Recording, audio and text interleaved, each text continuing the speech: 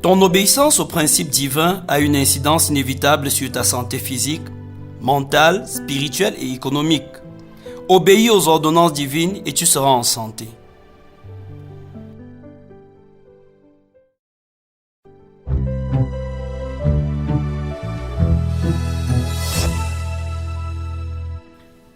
Chers internautes, grande est notre joie de nous retrouver ce matin autour de notre traditionnel breakfast.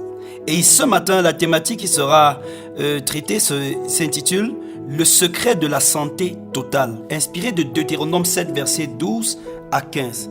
Permettez que je nous livre rapidement la lecture dans la version Louis II. Si vous écoutez ces ordonnances, si vous les observez et les mettez en pratique, l'Éternel ton Dieu gardera envers toi l'alliance et la miséricorde qu'il a jurée à tes pères. Il t'aimera, il te bénira et te multipliera. Il bénira le fruit de tes entrailles et le fruit de ton sol, ton blé, ton mout et ton huile, les portées de ton gros et de ton menu bétail, dans le pays qu'il a juré à tes pères de te donner. Tu seras béni plus que tous les peuples. Il n'y aura chez toi ni homme, ni femme stérile, ni bête stérile parmi tes troupeaux. L'Éternel éloignera de toi toute maladie. Il ne t'enverra aucune de ces mauvaises maladies d'Égypte qui te sont connues, mais il en frappera tous ceux qui te haïssent. Amen. Après que le peuple d'Israël ait passé 40 ans à tourner en rond dans le désert, Dieu décide que le temps d'entrer dans leur héritage est arrivé. Avant de les introduire à Canaan, pays qu'il a promis à leurs ancêtres, il leur donne à nouveau la loi qu'il avait donnée à Moïse, juste après leur sortie de l'Égypte, et leur annonce des promesses qui s'y attachent. S'ils obéissent aux ordonnances de Dieu, ils seront bénis par la prospérité financière, la fécondité, la stabilité familiale, et les maladies ne les frapperont pas. Écoutant ces déclarations du Deutéronome, le peuple comprenait clairement que les calamités qu'ils avaient connues au désert pendant 40 ans, les multiples maladies qui les avaient frappés et décimés, venaient du non-respect des ordonnances divines. Beaucoup de maux qui affligent les hommes, c'est parce qu'ils se sont détournés des voies de Dieu. Est-ce à dire que Dieu est un Dieu vengeur qui se plaît à tourmenter ceux qui lui obéissent? Non, pas du tout. Mais plutôt que Dieu, connaissant à l'avance les conséquences de nos actes, nous en prévient en nous conseillant la conduite que nous devons adopter. Dieu sait par exemple les blessures émotionnelles et déchirures sociales que peuvent causer un adultère.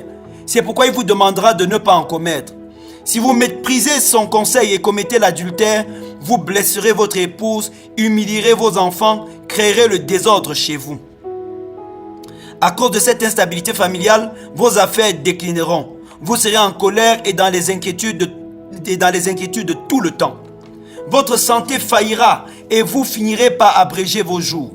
Sera-ce la faute de Dieu? Non. C'est vous-même par votre désobéissance qui vous serez rendu malade. Je voudrais par ailleurs rappeler que la plupart des lois rituelles que Dieu avait données à Israël n'avaient pas une portée spirituelle immédiate, mais visaient à améliorer les conditions d'hygiène. Par exemple, quand Dieu proscrit de manger les oiseaux comme les vautours, c'est parce que ceux-ci, se nourrissant de cadavres, pouvaient transporter les maladies et répandre facilement des épidémies qui auraient décimé le peuple dans le désert. En fait, Dieu se soucie de vous et sait ce qui peut vous détruire. Sa parole vous a été donnée pour garantir votre épanouissement total. Voulez-vous la santé dans vos affaires, dans votre vie conjugale et familiale, dans vos relations et dans votre corps?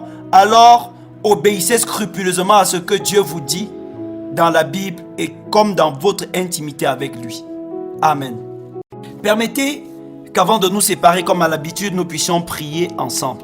Et je vais donc vous inviter en particulier à dire merci déjà à ce Dieu rempli d'amour qui est prêt à vous conseiller, qui connaît les dangers auxquels vous êtes exposés et que vous ignorez et qui est prêt à vous donner des conseils.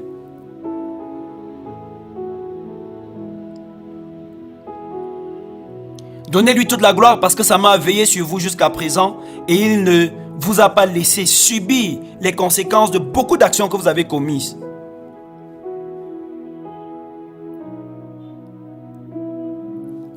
En même temps, portez devant le trône de Dieu votre vie familiale, votre vie conjugale, votre vie professionnelle, vos entreprises et même la santé de votre corps. Et demandez à Dieu lui-même de se révéler à vous pendant que vous êtes en train de lire sa parole ou de méditer personnellement. Demandez-lui de vous révéler quelle est la conduite qu'il attend de vous.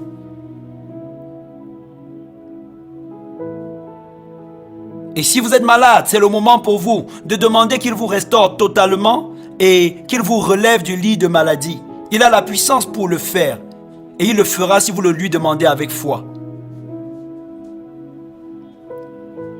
Je vais prier pour vous. Père, dans le nom de Jésus, je te donne toute la gloire pour cet auditeur qui nous écoute en ce moment. Je te bénis pour sa vie et je te prie en ce moment d'étendre ta main favorable sur lui, non seulement pour le restaurer parfaitement en ce qui concerne sa santé physique, la santé de ses affaires, la santé de sa famille, la santé de son couple, que ta puissance restauratrice commence une œuvre bénie qui ramènera ta gloire dans sa maison au nom de Jésus. Je prie aussi, Éternel, notre Dieu, afin que tu te révèles à lui en lui indiquant la conduite qu'il doit suivre pour demeurer dans la prospérité. Merci parce que tu es fidèle et tu le fais au nom de Jésus-Christ.